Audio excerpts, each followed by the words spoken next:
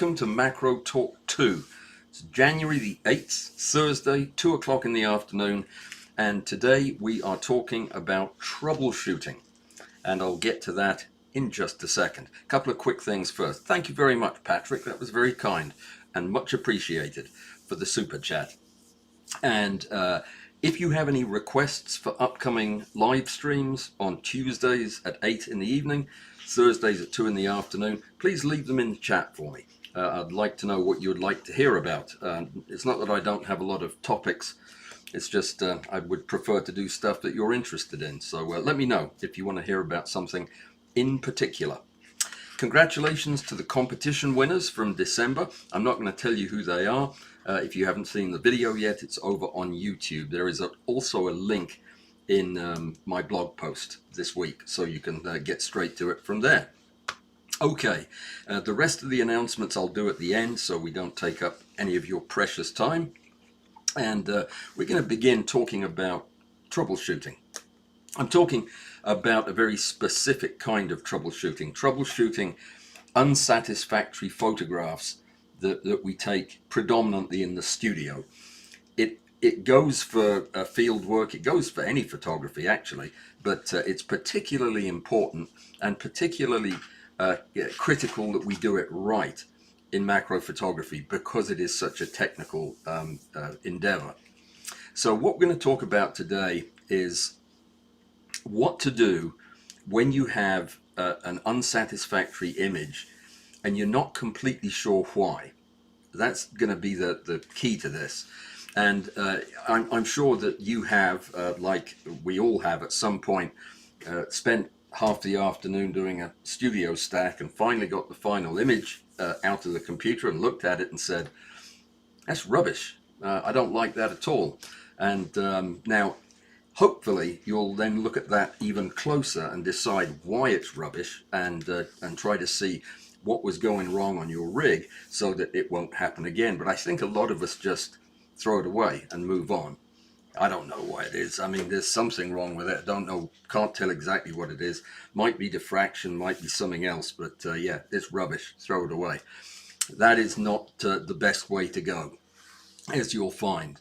But what we're going to do today is talk about the importance of assessing your photographs and looking at them critically, in several ways you can get help to determine exactly what is wrong with a bad photograph. And then I'm going to walk you through exactly what you would need to do for each diagnosis that you come up with. And that's, I think, going to be useful information. It's useful information if you've been doing macro photography for 6 months. In fact, it's how you get better, is by doing this process. If you've been doing macro photography for 25 years, then troubleshooting is how you stay honest, really. You've made all the mistakes, and now it's just how rigorous are you going to be. We each have two brains. Well, not all of us. I mean, most of us do. A creative brain, which is kind of exploratory, experimental, intuitive. It's the bit that informs our art. It's the thing that comes up with the great photographs we want to take. It's playful, it's non-linear. And then we have this very boring part of the brain called the troubleshooting brain. The troubleshooting brain is methodical, it is very linear, and it's unemotional. And troubleshooting is basically what you do when your creative brain has run out of ideas. So you have this idea for a photograph, you set it up. This happened to me just yesterday. You set it up, you're convinced it's going to be a great photograph, and it turns out to be a dud. Troubleshooting is what you do to turn that dud into something valuable.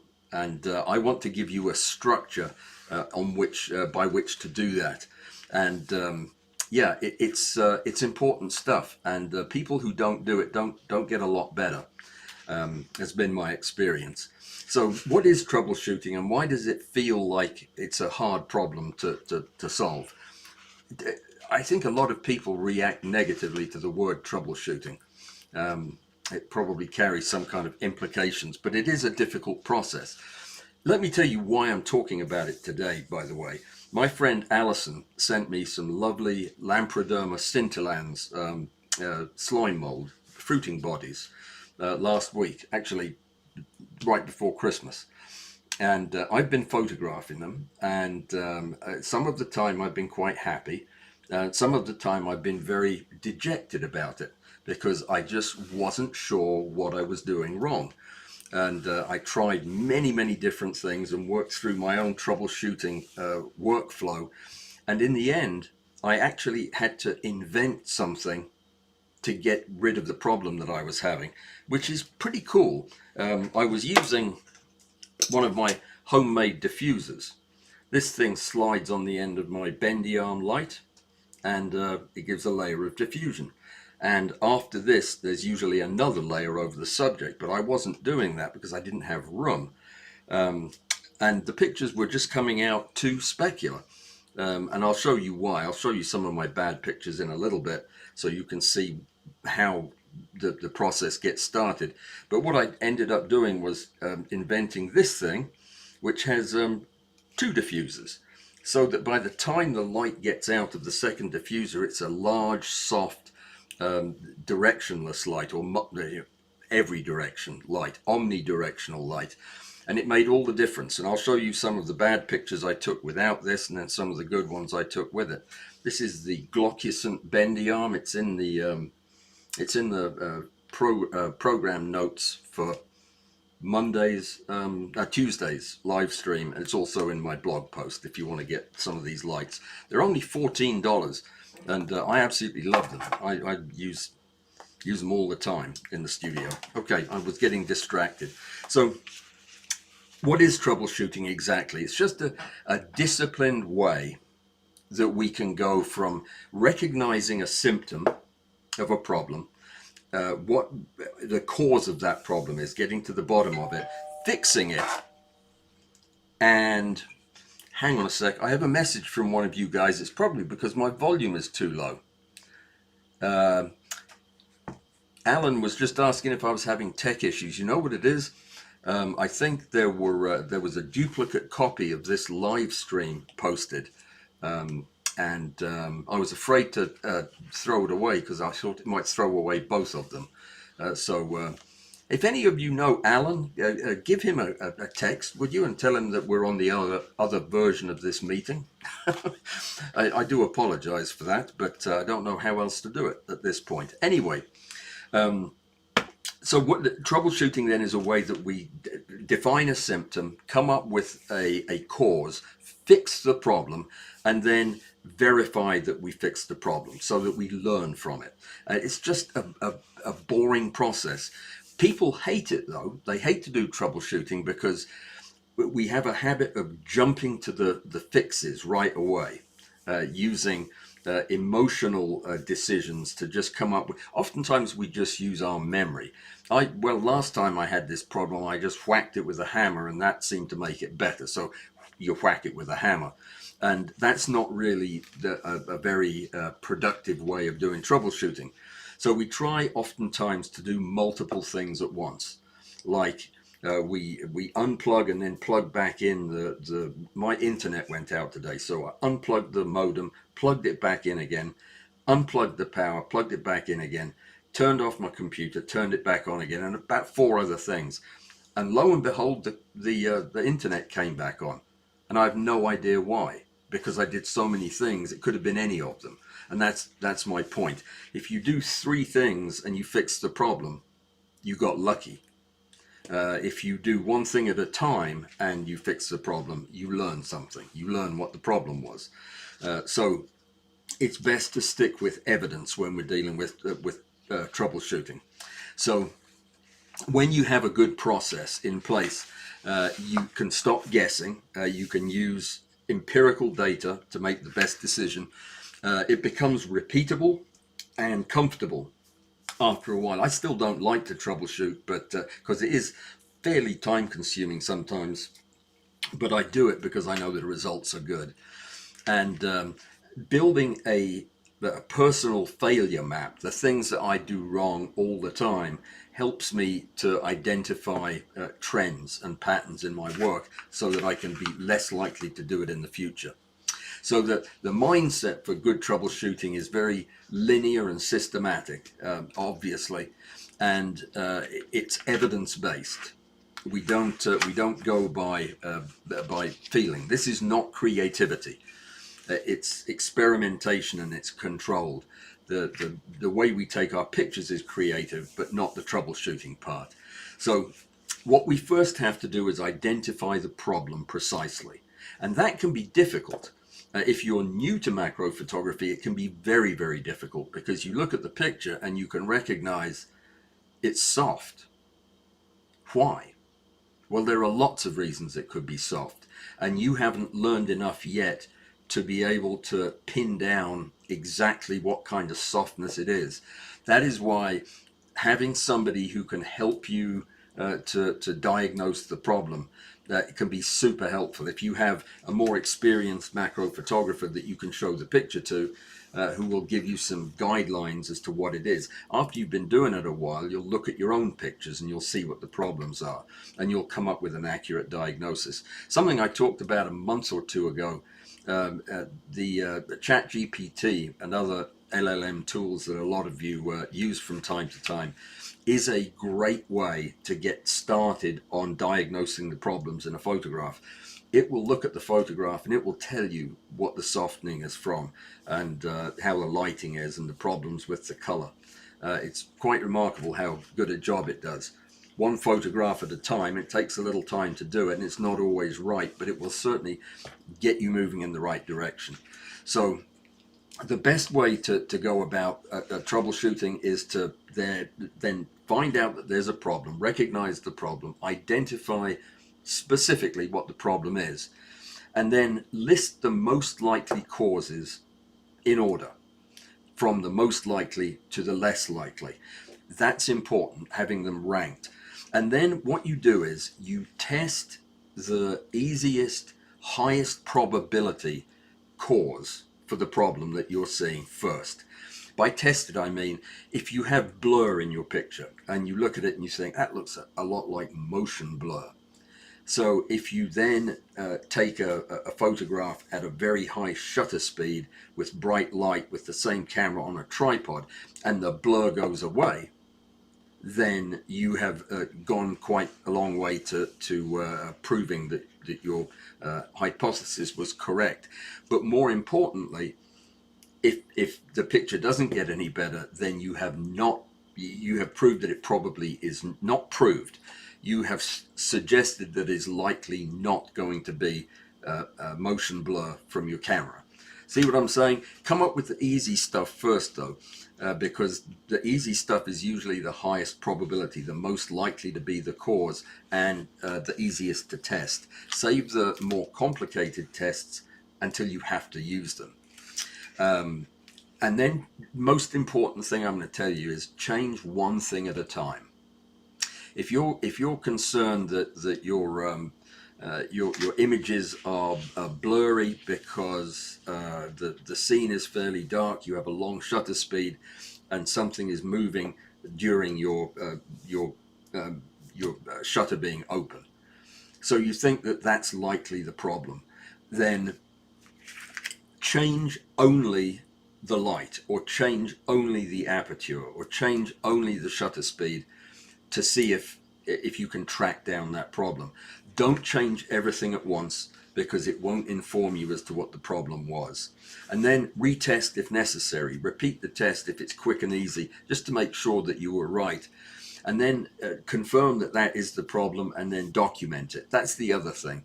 If you can keep a little notebook on your macro stand or close by, just to make notes of what you do when you have a soft image, of what has worked and what hasn't.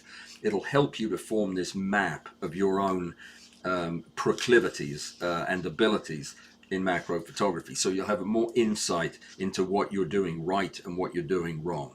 So understanding the difference between the symptom and the cause is also very important. Like, a symptom is, this picture is soft.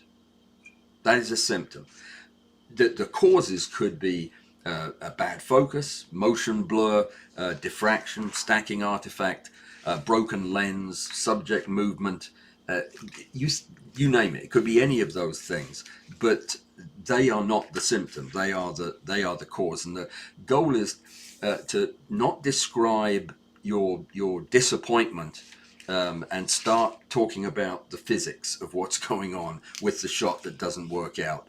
Don't get down on yourself. Just find the answer. So the minimum test principle that I talked about is to come up with the smallest, easiest, quickest test that will answer the question of, is this the problem? So if it's motion blur, increase the shutter speed, add flash, or reduce the vibration by putting it on a heavy stand, and repeat the shot. Do one of those things and repeat the shot. If the blur is still there, then you know it's either not the shutter speed, not the lack of light because you added flash, or not vibration. Is the focus out on your lens for some reason. Use focus magnification on your camera. Most cameras now will allow you to press a button and get a zoomed in view so that you can really see what it is you want to have in focus and make sure that it is. And shoot a static subject. Take a flashlight and put it on the desk and shoot that and see if you still have missed focus when you're focused on that thing. It'll help you understand the difference between what your camera is seeing and what you're seeing.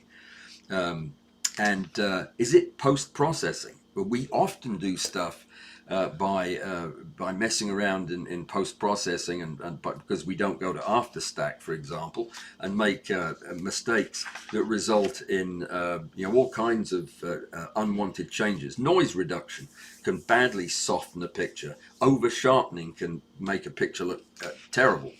So making sure that we're not doing it is part of the problem. So you're looking for a way to falsify the hypothesis that you're making, that the cause of this change in my photograph was such and such. Disprove the most likely one first and keep working your way through. So if increasing your shutter speed doesn't help, then it wasn't motion blur. If a single frame is sharp, any frame in your stack is sharp, but your stacked image is not, what do you think? It's not the lens, right? If it took a sharp picture, it's probably not the lens. It's probably something else you're doing, either in post-production or during the stack. And a must-do when you're troubleshooting a bad picture is take a boring, repeatable shot that you know has all the settings that are going to give you a perfect shot. So just change the settings on your camera, on your macro stand, and put a subject up there and take one shot, just so that you can be sure that you have a starting point that makes sense.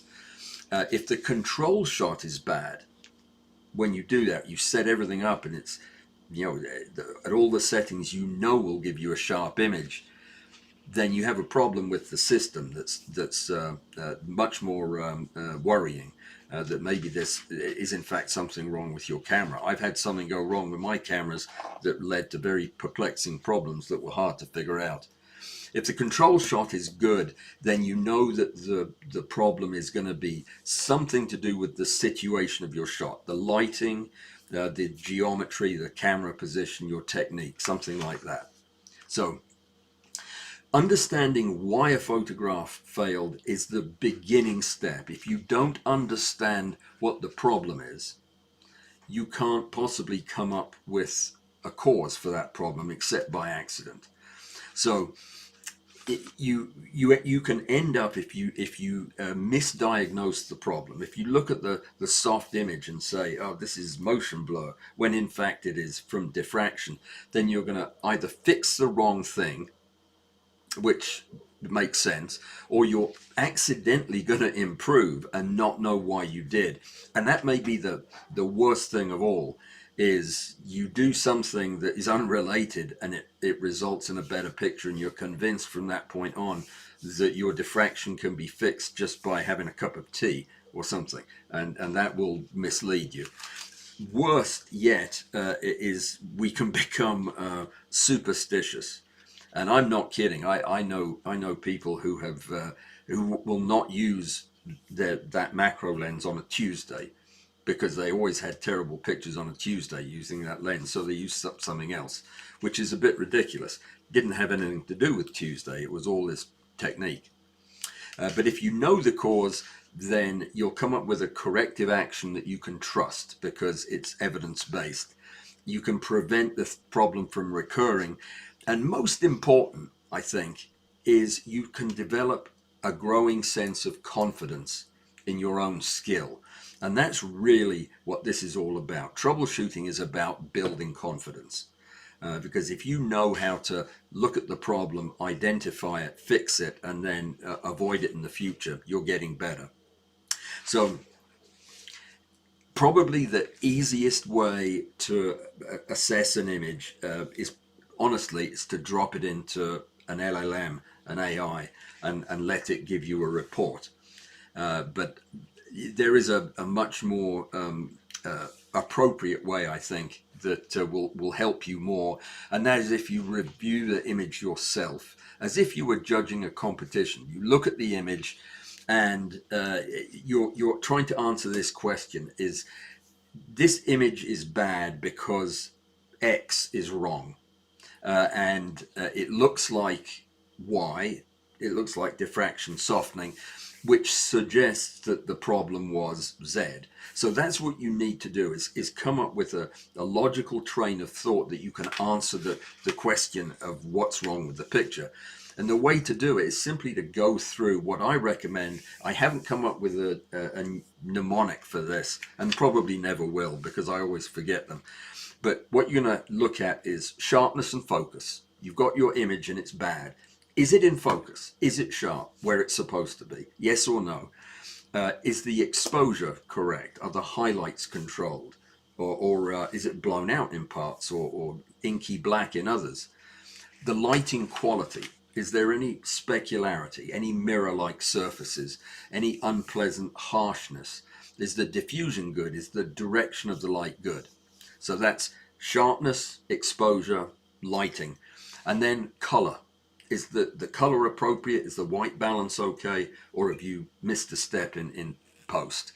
Look at the composition of the photograph. Is it composed in a pleasing way? Do the leading lines help, or are the lines on the image hurting? Do you have parts of the subject hanging out of the frame? Or is the subject positioned in a bad part of the frame? All of the things that we talk about in composition. It's a very deep subject, and it's very subjective. But it's also worth bearing in mind that most people will look at photographs the same way, and there are some objective realities that go with composition. So if you don't see it, have somebody else look at it and ask them, does this look right? Does this look balanced to you? See if there are any distractions. If you're trying to photograph a given element in the frame, and there's a vulture eating somebody's scalp in the background, that might be considered a distraction. Usually it's not that dramatic. It's usually just a stick hanging down in the frame. And make sure there are no processing artifacts that you could fix. Halo and transparency, that type of thing. And one of the most important ones to me is the intent of your picture, the story of your picture. Is it clear? Can you look at it and say, oh yes, this clearly shows what I was trying to show? Because if it doesn't, nobody else is going to see it either. So those are the things. There are 7 of them. You look at the sharpness, the exposure, the lighting quality, the color, the composition, the story, and any artifacts. If you go through those, you will find out what is wrong with your picture. Even if you can't see it at first, even if you just say, I don't know what's wrong with it, I just don't like it, this will help you find the problem. And, use comparisons to good photographs that you've taken, that you have no doubt are good photographs, that they won a competition, or you were told they were good photographs. Compare them to that. What did you do there that you didn't do in this bad photograph? And if you have a reference shot from the same session that you were shooting in, a shot that you think is good and that looks good to others as well, compare those two. What's different in this one? And no matter what you do, plan on getting into 100% and looking at pixels on these pictures, because a lot of the stuff that makes a picture look bad isn't often apparent at distance, but when you get into pixels, it is. And like I mentioned earlier, build a failure notebook. Just a very brief record of what you've done with your troubleshooting of various issues. You'll find it'll save you years in developing good habits, but also hours in doing unnecessary troubleshooting. If you have, or if you can get a mentor, then do so, because that will short circuit, bypass a lot of this stuff. Mentors will be able to show you the path to follow to help you fix a bad photograph, which probably not as good as actually learning the troubleshooting process. But when you have a mentor, or when you have somebody who is playing that role, you need to give them an image to look at. Don't just tell them, my pictures are soft, what am I doing wrong? Give them one of your images that has the softness in it, and explain to your mentor what your goal is, what your camera settings were, what you think is wrong, and what you've done about it so far. If you do that, then it makes the mentor's job very much easier to be very targeted in their advice, and give you stuff that you can actually use. So give them a picture, tell them what your goal with that picture is, tell them what your camera settings were, what you think is going wrong, and what you've done to fix it so far. And yeah, do that and you'll get good advice. A good mentor will know that the problem is one or the other. It's either processing, or it's how the photograph was taken. They'll be able to see that right away, and they will give you usually the simplest and cleanest test to rule out the cause, or to rule in the cause of the problem. LLMs, be a bit cautious with them. I know that I like them. That they are great, absolutely great at giving you a ranked list of probable causes of a failure in a photograph. They're also very good at suggesting simple experiments that you can do to test whether or not that was the problem. And they can turn messy observations that you have, like, I think this is going on, I think that's going on, and it's all a confusing mess. It'll take that and put it into a clean workflow for you to test.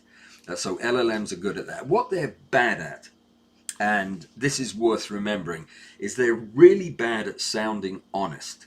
They will sound just as confident when they're giving you rubbish advice as they do when they're giving you correct advice. So don't be lulled into a false sense of security by how confident the computer sounds in telling you that your softness was from diffraction. Trust but verify. And remember that an LLM is not going to know what your lighting setup was when you show them the picture unless you tell them. So any information that might be pertinent, tell them what that is. I was using two lights off camera, one on the left, one on the right, one at 1/8 power, one at 1/16. You tell them that, and suddenly they understand your lighting and can give more meaningful advice. They're not good at seeing detail. They can't zoom in on your picture unless you do it for them. So if you're giving them a picture and saying, I'm really bothered by the color noise in this picture, do a zoom in and give them a second frame of the zoomed in part that shows the color noise. The more information they have, the more rational the advice will be. And there are good and bad prompts. The prompt is the question that you ask the LLM to give you when you show them the picture. Best thing to do is say, here's the symptom, just like you do with your mentor. Here's what I did. These are the conditions under which I did the shoot. It was dark in the studio, whatever. There was no ambient light. Here are the camera settings, and here's what I tried. Now, you're telling the LLM, give me the top 5 most likely causes for what you see in the picture. one quick test for each of these causes so that I can see if any of them are right, and a corrective action if any of them are proven right. And it'll spit that out for you in a couple of seconds and allow you to have a bit of experience thanks to the computer as you work your way through it. So let's talk while we've got some time left about the meat. That is, we're going to assume that you've gone to your mentor, you've gone to your computer, you've gone to your best friend, and you have a clear understanding of what is wrong in your photograph. This is when I should probably show some of mine, but yeah, let me try to get through some of this first, and then I'll show them to you. So you want to know for this given problem what it's probably going on. How do I resolve the issue? Because that's really at the end of the day what you want. So let's start with the number one complaint from macro photographers about their photographs is it's soft. It's not sharp enough. There's a lack of detail. Okay, that's very frequently what it is. Causes could be motion blur, either from the subject moving or the camera moving, which means it could be that if your camera was handheld, it could be something like that. The signs of motion blur is when you have a directional smear. You have something that is soft, but it's kind of smeared across the photograph a little bit.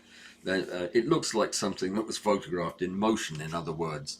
And there are sharper areas where things weren't moving, and you oftentimes without any kind of streaking, but the sharpness is inconsistent in the frame, and it's inconsistent frame to frame.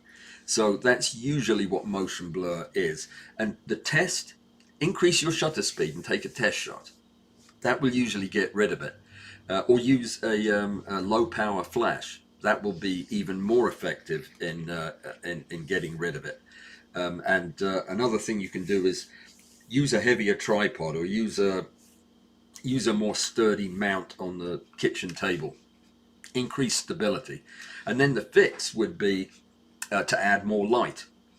For example, use a flash. Get better support for your camera. Keep your exposures shorter. Lower the magnification even sometimes is necessary. And yeah, use an electronic shutter, get a better camera, on and on. But the best thing to do is to get in the habit of understanding that if something can move, it will move. If you put something on your macro stand there and hold it with a bit of blue tack, and you think it looks a bit flimsy, like it could fall over, it will fall over during the shot. Just be ready for it. Another cause of softness is when you miss the focus, especially if you're trying to do single shots at very shallow depths of field. And the signs are that something is sharp in the photograph, but it's not what you need it to be sharp. It's the insect's left wing is sharp, but its eyes are all mushy. So your focus plane is moved too far forward, too far back, one or the other. And this is really, really common if you're trying to do macro in the studio with a single shot. Use live view magnification to set up your shot is a very good place to start. That means you're looking at your live view, preferably on a monitor, and you press the magnification button that every camera has, and it zooms in onto your subject so that you can actually look at the eye and make sure it is sharp before you take the picture. Focus bracket is a good experimental test to find out if your lens and you are working on the... I'll tell you what I did one time. I had a new lens, and it was not a macro lens, but I was using it quite a bit. But I can't remember exactly how this happened, but I determined that its focus was not on plane. In other words, when I would focus the camera, I would always the picture would always be back focusing. I'd be focusing through the subject instead of on the subject. And it turned out that I just bought a new pair of spectacles, and they weren't shaped like the other ones. So I was actually looking through them as I looked through my viewfinder, and in fact, I wasn't. I was focusing for my eyes, not for the camera, and the result was every picture I took was out of focus, and I was sure I'd diagnosed the problem with the lens. But yeah, focus bracket, a ruler at a 45-degree angle. Just shoot 5 or 6 shots and make sure that the sharpest part is the part in the middle that you were aiming at. And don't be afraid to stack. I mean, really, I don't think anybody who knows my channel would not think of that. But yeah, if in doubt, shoot an extra few frames. Just do a stack, even if it's by hand. But use focus aids. Use the stuff the camera gives you to zoom in and look and make sure you're sharp. But do not hesitate to focus stack. It's a piece of cake these days with the cameras doing bracketing. What about diffraction softness? That's when everything looks kind of soft in the picture, right? And the finer textured things look particularly soft. And as you stop down with the camera, it looks worse and worse. Well, if you want to test to see if diffraction is the problem, if you can't see it by looking at the picture, then just do a series of shots at different apertures with that camera and lens. Shift the aperture from 2.8 up to 22, and maybe 2 other apertures in the middle, and see where the picture goes soft, and see if it's the same kind of softness you're looking at. And use 100% crop to make sure that you're actually looking at the detail. You'll very quickly realize where that particular lens is going to start to get soft, and it's going to be a lot lower than 22, I would imagine. The fix is to keep your lens in its sharpest range. It's more important in macro than in any other kind of photography, I believe. You can find out what the sharpest aperture for your particular lens is, whether it's 5.6 or 8 or 2.8 for that matter. It's published, it's documented, people talk about it when they review lenses, and you can test for it yourself. But once you find out where your lens is sharpest, use it there. And if that is not enough of a closed down aperture to give you the depth of field that you need, then focus stack or shoot a focus bracket in your camera. But use your lens at its sharpest if you want to get rid of diffraction softness. Don't be using it at f22 because it will give you softness. And yeah, so when in doubt, don't close the aperture down, just plan on stacking. Which means for most macro subjects, just plan on stacking anyway. Things are a little bit different at higher magnification and a little bit more complicated. And I'll just say this. There is a thing called effective aperture that is easy to calculate. It's the aperture on your lens times the magnification plus 1. The magnification plus 1 is what you multiply with the f number on your lens, and it will give you the f number that you're actually shooting with. And that is really important because you can look at your lens and say, well, it says I'm shooting at f4, but if you have this much extension on your camera, you might actually be shooting at f37. And that's important to know if you're trying to figure out why softness. What about optical limitations, dirty lenses, misalignment, all the things that get in the way of a nice clean shot? If one side of the picture is softer than the other, then that is a pretty good hint that your alignment might be off. If you have flare that looks smudged, or if you have a contrast that is particularly low and can't appear to be fixed, then you need to be thinking about these optical limitations from the lenses.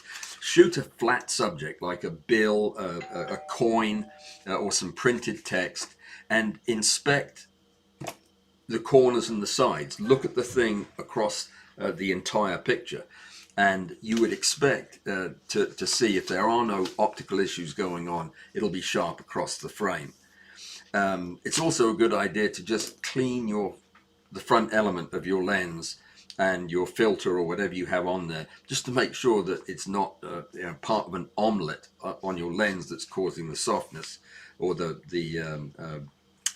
aberrations. Tighten mounts, clean things, and keep them clean. Blow dust off the lens, all that stuff. Pretty straightforward. That's you'll know if there's something awry with the equipment. What about when a picture is sharp, but it still looks bad? You know what I'm talking about? It's when a picture looks crunchy. If you've ever heard that term, I will show you a crunchy picture in a minute too. I had quite a few this weekend. It's where you have really bright outlines and crispy edges to things, and the noise looks brittle and angular. It's nasty, and it usually comes from over sharpening, and it's one of the self-inflicted wounds that I think Topaz has made us all the more aware of. We do have a tendency, I think, sometimes to over sharpen. I know I do. If you think that sharpening is the problem, run the image again and turn the sharpening off. Don't use any sharpening, especially export sharpening. Don't set up any automatic sharpening of the image, and see if that helps it look better rather than worse. And if in fact it does look better, then just change your settings so that you either sharpen selectively or use masks, or use capture sharpening rather than just blanket output sharpening. That sharpening is a whole complicated subject, but just be aware of the fact that being too aggressive with it can ruin your pictures. So can using too much clarity and texture and dehaze. All of those things, which are very cool, also have a way of adding some grittiness to the picture. And you can make things, smooth surfaces, look a little bit like sandpaper if you use these things overly aggressively. Try backing off on it. Any of these things that result in global micro contrast of flat surfaces, and just apply it locally where you need it. This would be a good habit to get in anyway. Noise, banding, and ugly grain in your picture. That's where you see shadow noise and color speckling, muddy detail that it should be sharp. You know it looks sharp in the camera, and it looks muddy now. Noise reduction that makes the subject look plastic. That type of thing. The way to test for whether or not you have too much noise because of your ISO is just look at the histogram and shoot in RAW, obviously, but look at the histogram and see what your light distribution is, and look at that in relation to your ISO. And try to find other ways to control your exposure. Probably the easiest way is to just expose a little brighter by using a slower shutter speed, adding light, but get the ISO down a little bit. And be very, very careful with denoising. Denoise is not a solution for not having enough light. Buying another bendy arm light is a better solution. Add more light rather than trying to salvage light where there isn't any. It's just think of it that the actual light is going to beat out software almost every time. So if you're thinking, if this isn't enough light, I'll just denoise it. Be careful with that. Banding and flickering. So where you have individual frames in a stack, say, that are more and less exposed, suggesting that there is a fluctuation of power. or inconsistent brightness from frame to frame. This is very often related to cheap LEDs that have a flicker. It's all to do with pulse width modulation and how LEDs are lit by duty cycle length. It causes them to be flickered to set the power level. Don't worry about it. It occurs mostly when you're using low power, and I recommend using high output power on your LEDs and just diffusing them real well. But changing your shutter speed, changing your lights, testing with flash, all those things will help you narrow down banding or flickering as being a light source problem. And there are other things that you can do. Use DC power instead of anything that's powered by AC. Use flash and adjust the way the PWM works. Don't do that. Just don't worry about that. Okay, problems with exposure. They're pretty easy to spot. You look at the picture, it's too dark, it's too bright, the highlights are blown. These are all pretty obvious. Blown highlights, especially if they're specular, meaning if they're mirror-like, you have pure white patches in your photograph in which there is no detail. It's just a bit of white, pure white. And it causes, if there are small areas of it, it causes a really harsh sparkle. It's unattractive. Now, the tests to see if you have it is looking at your camera while you're taking the pictures. Is it full of blinkies? Do you have your blinkies turned on? Do you know what blinkies are? If you don't, learn about it, because highlight warnings will often allow you to fix the problem before it becomes a problem. Also inspect the RGB channels to make sure that there isn't a problem with a particular color. So reducing the intensity. Now, this will sound very familiar to anybody who listened to Tuesday's live stream where we're talking about diffusion. If you can reduce the intensity of the light a little bit, but increase the apparent light source size by using a diffusion, or change the angle of the light, even use cross polarization, all of those things will help you narrow down and correct exposure failures. You know all of this. We talk about this all the time, but paying attention to your light source is probably the easiest way. If you have a flat exposure where you have really low dynamic range, the picture just looks, well, flat and boring, dull, gray, lifeless. Doesn't sound like a very good picture. I've got one though, I'll show you, that I think is quite good. It looks like a slime mold that was discovered on Mars.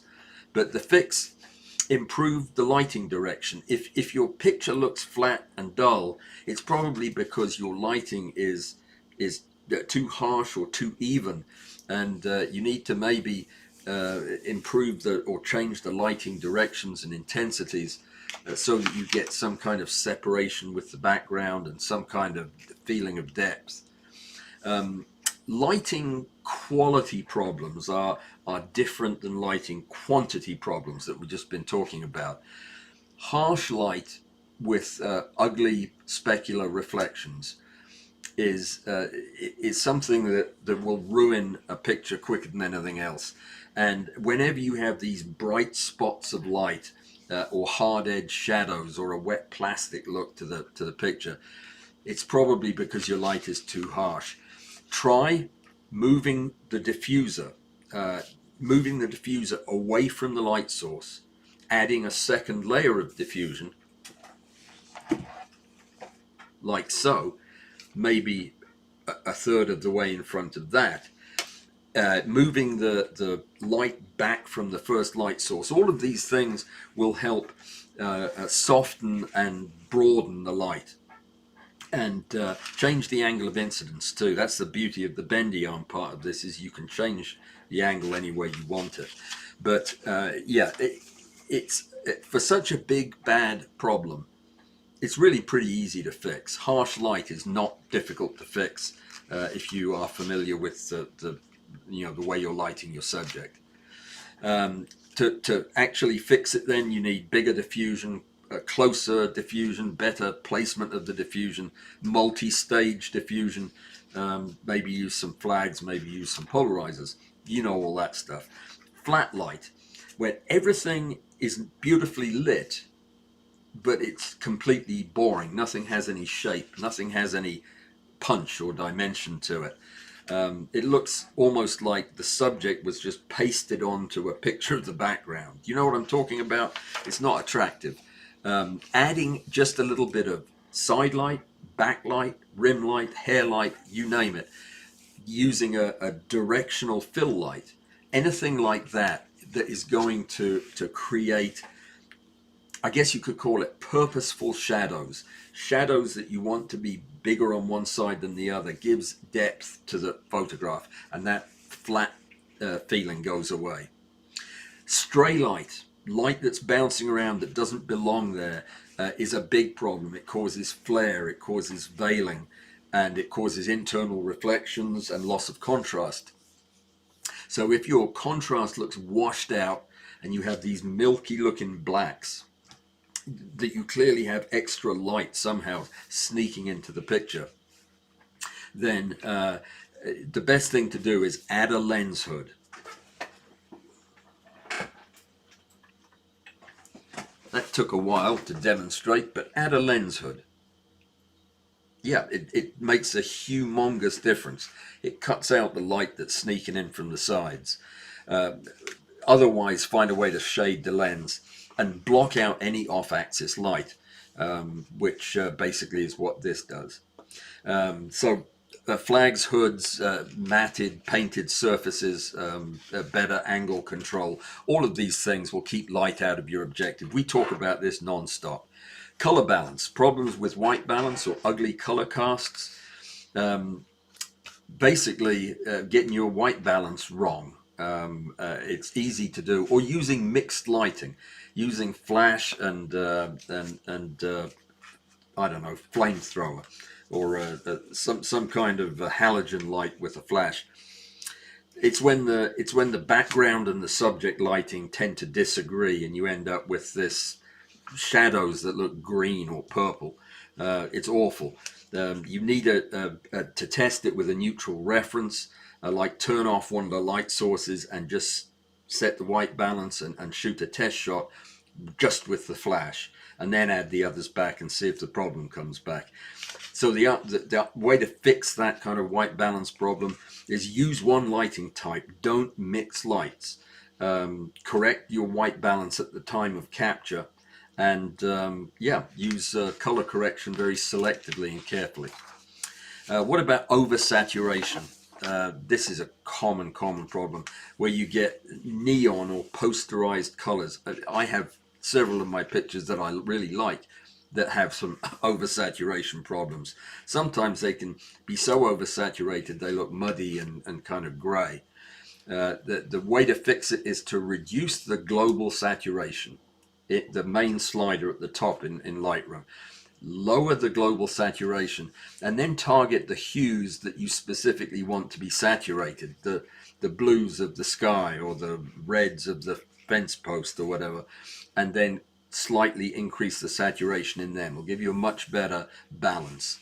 So what about composition and background failures, where you've got a great subject, just a lousy stage? Usually it's going to be, you've got, you know, the human eye is drawn to the brightest part of a photograph, right? So in this case, it would be my front of my head, which is glowing. That would be the place your eye was drawn to. If you have backgrounds where you have blobs of shinier stuff than my forehead in the background, then the viewer's eye is going to be wandering all around the background and missing what you want them to see. And yours will do it too. You'll look at your own picture and realize you're not looking at what you photographed, you're looking at the background. And that is problematic. It's also problematic, in my opinion, to have some geometric forms that are eye-catching, like straight edges or powerful diagonals that are behind the subject, that just capture your eye because they're interesting, or they're they draw your attention away from the subject. That's never a good thing. If you convert the image, this is a good trick. If you convert it to black and white and see if the distraction remains, it'll give you an idea of what distractions are more dominant in a picture. But it's really going to be bright shapes and lines that are going to grab the attention. The fix is to change the angle of the photograph, look at your distance, closer, further away. Either recheck your aperture to make sure that you're far enough open to blur the background, that type of thing. But composition and background failure is such a big topic, and we talk about this for hours and hours. It's one of the most interesting things in photography. If you want to learn about that, watch one of the videos where we review the competition photographs, because we talk about composition and background all the time. Tangents and merging elements.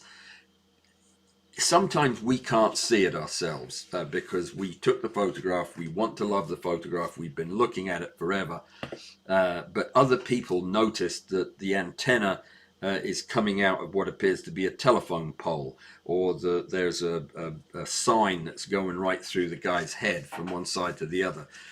These distractions are more than just regular distractions. They're easy to fix just by moving the camera a little bit. But be sure to look at them when you're framing your shot to make sure that nothing is growing out of the top of Grandpa's head, or of your Beatles head for that matter. Stacking specific failures, we aren't going to have time to get into halos and edge shimmer and double edges, transparent foreground misalignment, but we talk about this all the time, and it's going to be covered in what I'm talking about next week. But there is a lot of stuff in processing and in focus stacking that can lead to this type of problem. So listen, this is a skill that's worth learning. Troubleshooting is a skill like anything else in macro, and I urge you to develop some skill at this so that you can systematically solve a problem. I'm not going to have time, I do apologize, to show the pictures, but I will show you next week this progression through, and I'll put it in my blog on Monday, so that you can see this progression from terrible pictures to better and better pictures as I systematically solved the problems that were causing them. And that's all we can do. It's not going to make us perfect. It's just going to make us more confident and more capable of seeing what the issue is when there is one. And that's all we can hope for. Tomorrow, 2 o'clock in the afternoon, Crystal Art with Harold Hall and I. We will be looking at birefringent crystals under microscopes and taking pictures and talking about them. It's a lot of fun, a lot of colorful pictures, and a funny group of people who are fun to be around. So that's 2 o'clock in the afternoon. If you want to come, go over to my website, get the invitation from my blog post, www.alanwallsphotography.com/blog. Go to the most recent blog and it's in there. Saturday, 10 o'clock in the morning, after stack number 38. We have done 38 after stacks. Can you believe it? That'll be Bud and I, and you need to bring your pictures that you want some help with, and we will fiddle around with them, and we'll chat about post-processing. So 10 o'clock until 11:30 on Saturday. The invitation is also in my blog post.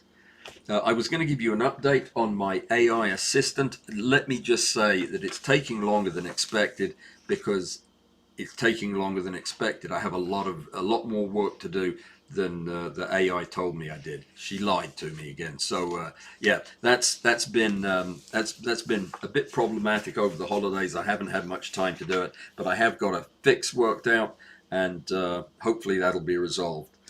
And yeah, did anybody leave any requests for topics? I will go through the messages and find out. But it's 3 o'clock. It's exactly 3 o'clock. That's not bad. I did cover most of everything. I'll see you guys on Tuesday or Saturday or Friday. Actually, any day that ends in Y, I'll probably see you. And looking forward to tomorrow's crystal art, so I hope you can make it to that. Thank you, everybody, for coming. If you're new, please come again. I won't talk as much, and I'll have time to say hello. But if you are new and I didn't say hello, please take it as given that I meant to say hello, and we'll welcome you back anytime you want to come. Thanks, everybody, for coming. Thanks for supporting the channel, and have a great weekend.